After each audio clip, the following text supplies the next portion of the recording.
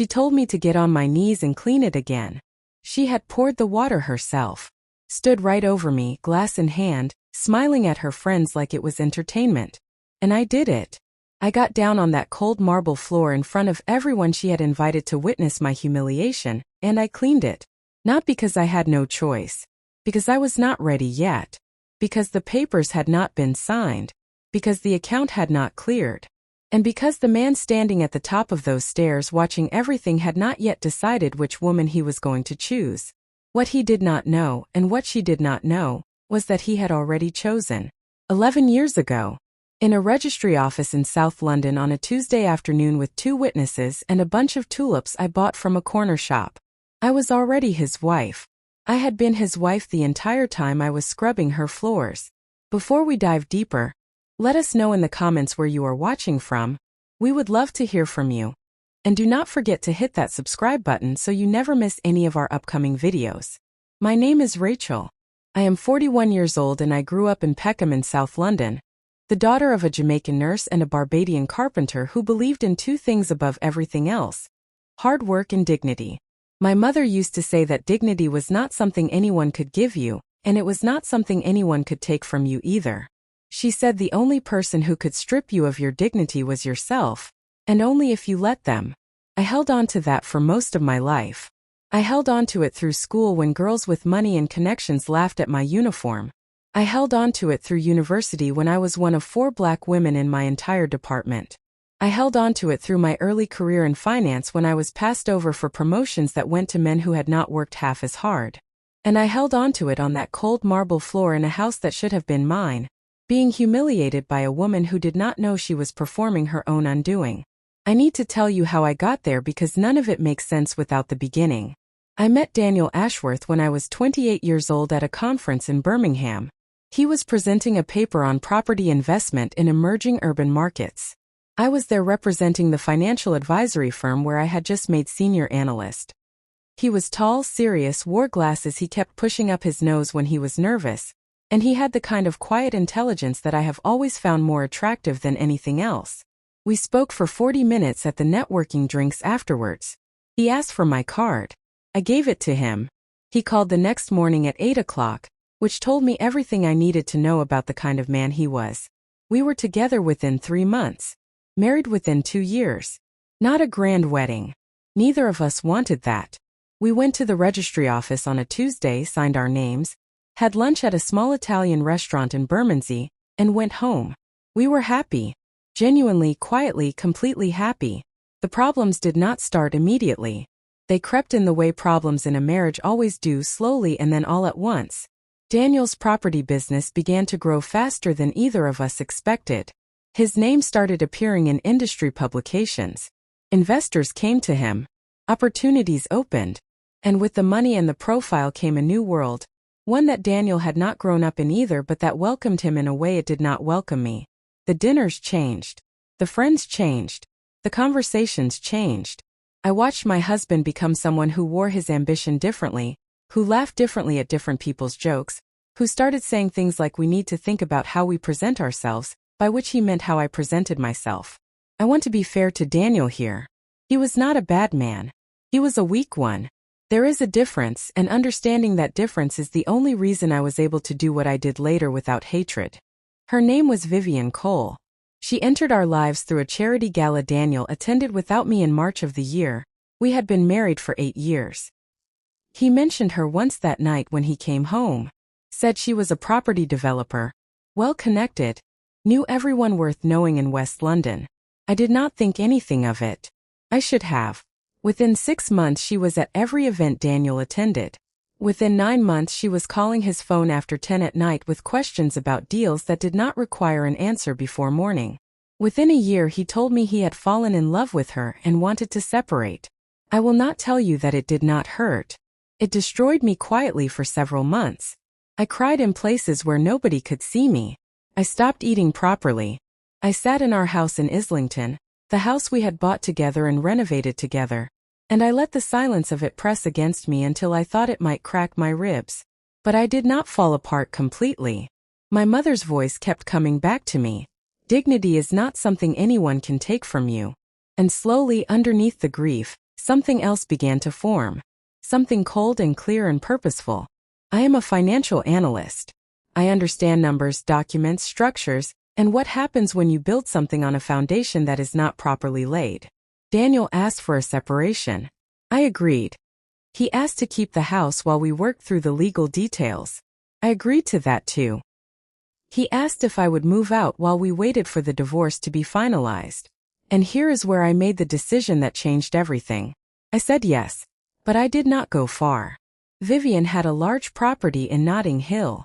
A 4-story townhouse she had inherited from her father and renovated into the kind of home that appears in Sunday supplements. Cream walls, original cornicing, marble floors imported from Italy. A garden that backed onto a private square. She employed 2 housekeepers, a gardener, a personal assistant, and a chef who came 3 days a week. One of her housekeepers had just left without notice. Vivian needed a replacement urgently because she was planning a large dinner party for Daniel's business associates. The event at which she intended to formally introduce herself as his partner. She placed an advertisement through a domestic staffing agency. My solicitor thought I had lost my mind. My closest friend Denise actually shouted at me. But I had done my research carefully and quietly over several weeks, and I understood something that neither of them fully grasped yet. Our divorce had not been filed. Daniel had been stalling on the paperwork because there were asset structures we were still negotiating, a joint holding company that sat between 3 of his most valuable properties. The separation was real. The divorce was not yet. We were still legally married. And I had rights that Vivian Cole did not know about and that Daniel, in his weakness and his distraction, had not thought to fully protect against. I applied to the agency under my maiden name, Rachel Monroe. I had not used that name professionally in over a decade, but it was still legally mine to use. I had references, genuine ones from the years before my finance career when I had worked in hospitality during university. I attended the interview at Vivian's home in Notting Hill on a Thursday morning wearing no makeup, my hair pulled back simply, clothes that were neat but entirely unremarkable. Vivian did not recognize me. We had met once briefly at an industry event 18 months earlier, but she had not registered me then, and she did not register me now. I was the help. She looked through me the way certain people look through certain people, as though the category you appear to belong to determines whether you deserve to be seen at all. She offered me the position the same afternoon. I started the following Monday. I want you to understand what the next 4 months were like because it matters for what comes later. I cleaned Vivian Cole's home. I polished her floors and washed her windows and ironed her bed linen, and laid her table for dinner parties where Daniel sat at the head, and I moved around the edges refilling water glasses. I heard conversations about the life they were planning together. I watched her touch my husband's arm with the easy confidence of a woman who believes she has already won. I listened to her on the phone with her friends describing Daniel as the most extraordinary man she had ever met, as though she had discovered him, as though he had not already belonged to someone else for a decade. And I waited. I was gathering everything I needed. Our holding company had 3 properties inside it. One in Islington, one in Manchester, one in Edinburgh. The combined value at current market rates was just over £4 million. Because Daniel and I had built the company together during our marriage using joint capital from both our salaries and an inheritance I had received from my grandfather, I was entitled to half of everything inside it. But Daniel's solicitor had been quietly restructuring the company in ways that would make my claim harder to prove. New directorship documents. Transfers between subsidiary accounts. Small changes that would have been invisible to someone who was not watching closely. I was watching very closely. My own solicitor, a woman named Patricia who had handled contentious financial divorces for 30 years, was receiving everything I found. Every document. Every account transfer. Every email I was legally able to access through the joint accounts that had not yet been separated. We were building a case so complete that when the moment came it would not require argument. It would simply require presentation. The moment came on a Saturday evening in November. Vivian had organized what she called an intimate gathering. 14 of Daniel's most important business contacts. 2 property developers from the United States who were in London for a week.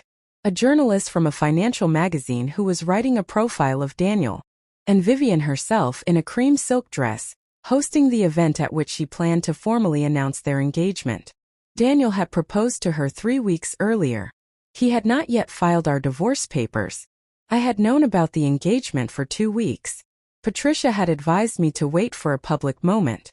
I had agreed. The evening began at 7. I served canapés in the drawing room. I poured champagne. I smiled at people who looked through me and nodded at instructions from Vivian, who spoke to me in the clipped half-sentences people use for staff when they do not consider them worth full words. At 8:30 everyone moved through to the dining room. I served the starter. I cleared the plates. I served the main course.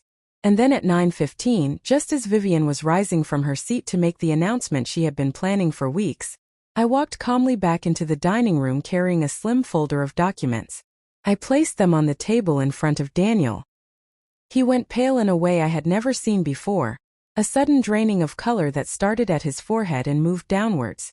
I said his name, his full name, Daniel Robert Ashworth, in a voice that was entirely level. I said that I was sorry to interrupt, but there were some documents that required his attention before any announcements were made this evening. I said that our solicitors had been in communication all week, and that I had been advised this was the appropriate moment to present the final position. Vivian said, "Who are you?" I turned to look at her for the first time that evening as though she were someone worth looking at. I said, "My name is Rachel Ashworth." I said, "It is lovely to finally meet you properly." I said, "Daniel and I have been married for 11 years, and I would like to introduce myself before you announce your engagement to my husband." The room did not make a sound. Daniel said my name, just my first name, Rachel, in the voice of a man who has been caught so completely that there is nothing useful left to say. Vivian looked at him. She looked at me. She looked back at him. She said, "Tell me that is not true." He could not tell her that. I placed my copy of our marriage certificate on the table next to the documents Patricia had prepared. I placed the company valuations. I placed the evidence of the asset restructuring that Daniel's solicitor had been conducting over the previous 8 months, in an attempt to reduce my legal entitlement. I placed a letter from Patricia addressed to Daniel's solicitor advising that we were prepared to proceed to court if an equitable settlement was not reached within 30 days. Then I picked up my folder and I stood straight and I looked at Daniel one more time. I told him that Patricia would be in touch Monday morning. I wished everyone a pleasant evening. And I walked out of Vivian Cole's dining room through her marble-floored entrance hall, and out of her front door and down her steps onto the street in Notting Hill where the November air was cold and clean and tasted like the beginning of something. The settlement took 4 months to finalize. I received £2.3 million, my half of the company assets. I received the Islington house, which Daniel had wanted to keep. I received legal costs. Patricia was thorough. I was patient. Daniel and Vivian's relationship did not survive the evening of the dinner party. I did not follow what happened to them closely. That was not my concern. My concern was building the life I had quietly been planning during 4 months of cleaning someone else's floors. I set up my own financial consultancy 6 months after the settlement. I had the capital, the contacts, and 11 years of experience that nobody had been able to take away from me regardless of how they had tried to make me invisible. The consultancy turned a profit in its first year. In its second year I hired 3 analysts. In its third year I moved into offices in Mayfair. My mother came to see the offices on the day we moved in. She walked around every room slowly with her hands clasped in front of her the way she always does when she is taking something in carefully. Then she sat down in my chair behind my desk and she looked at me and she said, "Your grandfather would have loved this. He is the one who left me the inheritance. The money that went into the holding company. The money that became £2.3 million and a house in Islington and a consultancy in Mayfair." I thought about that for a long time afterwards. About how far a single act of love can travel. About how my grandfather worked his whole life and left what he had to his children and his grandchildren, and how that money, through me, through my patience, through my refusal to let anyone take my dignity or my entitlement, had become something neither of us could have imagined. I think about Vivian Cole sometimes, not with anger, with something closer to pity, which I know sounds difficult to believe given everything. But I watched that woman perform cruelty as though it were a form of status. I watched her look through people as though they were furniture. And I know from experience that a life built on that foundation does not hold. The world she was trying to impress on that Saturday evening in November saw exactly who she was. The journalist from the financial magazine was in the room. The property developers from the United States were in the room. 14 people who mattered to Daniel's professional life witnessed what happened and drew their own conclusions. I did not need to say a single unkind word about Vivian Cole. I simply needed to tell the truth. That is the thing about patience. People who underestimate you believe they are safe because you are quiet. They read your stillness as defeat. They mistake your composure for powerlessness. They look through you and see nothing because they have already decided what you are. And while they are busy performing their confidence, you are watching and learning, and waiting for the one moment that is yours. I got down on that cold marble floor and I cleaned it. And I waited. And when my moment came, I stood up and I was still exactly who I had always been. A woman who knew her worth. A woman who understood her rights. A woman whose grandfather worked his whole life, so that she would never have to let anyone take what was hers. The dangerous mistake, the one that Vivian made and that Daniel made and that anyone makes when they look through a quiet woman and see nothing, is the belief that stillness means surrender. It does not. Sometimes stillness is strategy. Sometimes patience is the sharpest tool in the room. And sometimes the most powerful thing you can do is simply wait until the moment is right, walk in, place your documents on the table, say your name clearly, and let the truth do the rest.